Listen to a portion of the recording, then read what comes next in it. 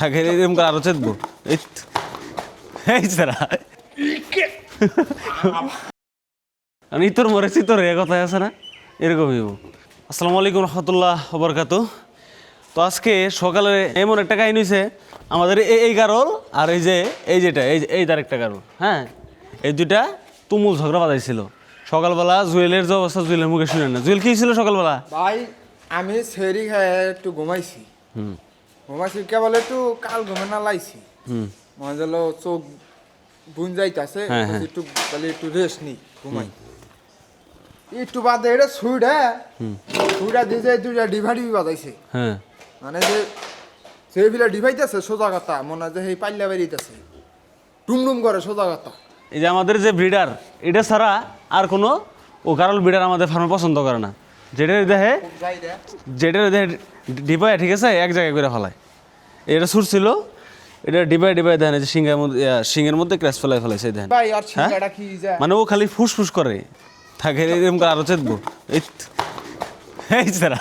আমার কি মনে হয় জানেন যে এই গারলটারে এরকম করার জন্য একমাত্র দুই ছিল জুয়েল, ঠিক আছে জুয়েল। কারণ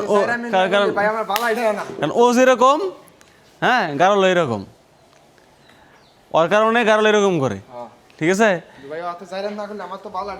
আমি তো কারণ এই যে আপনারা দোয়া করেন জুয়েল যেন একটা ডিপ খায়। এই অবস্থা গারলের, এই গারল কি করবো আমরা বুঝতেছি না। হ্যাঁ দেখেন ওর অবস্থা, দেখেন ওর কাছেই দাঁড়ানো যায় না। ওর শিং দিয়ে গুতায় গারল করে শেষ করে ফেলাইতেছে। মানে ওর তাহলে মনে হইতেছে গারল ব্রিডার আর মনে হয় ফার্মে মনে রাখতে পারবো না, মানে একসাথে থাকবো তা না করে ও গারল ব্রিডার গুলারে ডিবা একবার শেষ করে ফেলায়।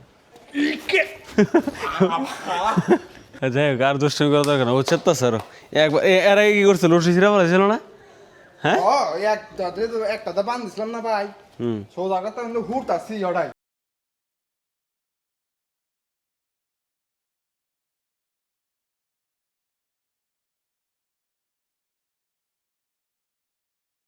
একটা গুতা খাওয়ানো উচিত, তাই না? হ্যাঁ আমার খুব শখ খাওয়ার। হ্যাঁ, জুয়েল যাতে একটা গুতা খায় এটা এই জন্য দোয়া করেন আপনারা। কারণ গুতা না খেলে ওর ইয়ে হবো না, মানে ঠিক হবো না। কারণ ইতর মরেছি তোর এ কথায় আছে না এরকমই হবো। গুতা দিবি জানি ব্যথা জানি না ভাই। তো সবাই ভালো থাকবেন, সুস্থ থাকবেন, দা ইয়ং ফার্মারের সাথে থাকবেন।